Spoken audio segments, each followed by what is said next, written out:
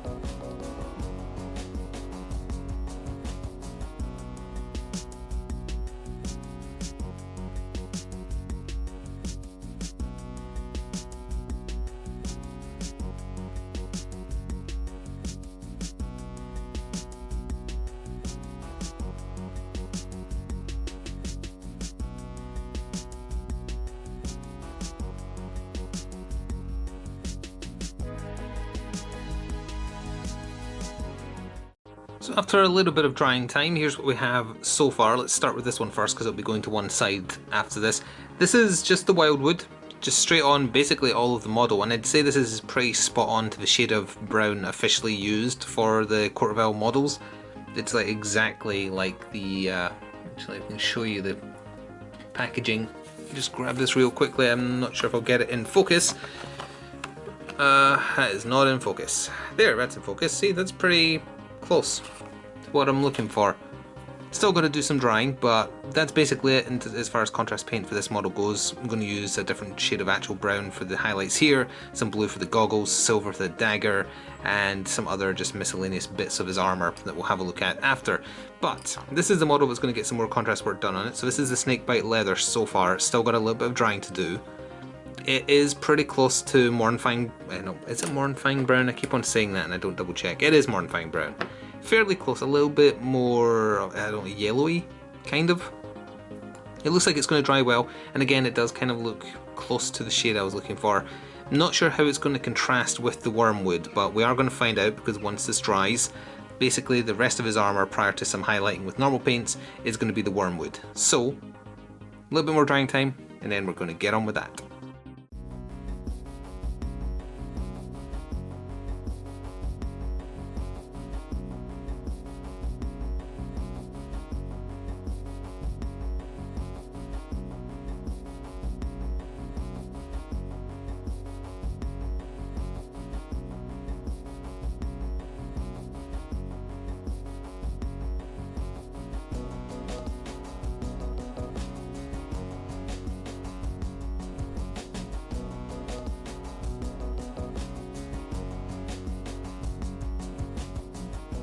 So now here's both Court of Owl Talons side by side with the wormwood on this one mostly dried. This one's still got a ways to go since it's just been applied. But that's contrast done. The lion's share of the work is really just now a case of lead belcher on the blades for their knives and scimitars, throwing knives on the chest plate of this one, and some gold because the Court of Owl assassins can have like gold highlighting on the faces and their belt buckles and such like. And then just a storm vermin fur for the base, probably with Agrex's Earth Shade put over it just to add a little bit more detail to it once it's done. But we'll see what the finished models look like after the next time skip. So I'll be back in a second for us to take a look. And so some drying time later, here we have the finished 2 Talon Assassins that should be making an appearance in the next Batman miniature game that we get around to doing here. In terms of the 2 contrast paints we've mostly showcased here, I don't think the Wildwood, like how good it is showing up well enough on camera. Because I'm genuinely impressed how close to the actual colour I was aiming for it got. And all I did was, for the straps, I used some of the snakebite leather just to highlight them slightly. I didn't wait till it dried, I just kind of mixed it in, just so the straps on his stomach, or is that meant to be a corset? Who knows? Make that stick out a little bit. The lightest dry brushing of silver to pick up the little pins of the corset, and then some Agrax on the gold and the silver, and some blood and Agrax on the base as well. The snakebite leather, I don't think it mixes very well with the wild wood, but at the same time, had I not used these, I'm not sure what browns I could have used. I guess if I used the snakebite plus the Mornfang, which would have been a little bit brighter, those 2 colours would have matched better for this Talon Assassin, because this one was basically 99% wormwood, it doesn't matter very much.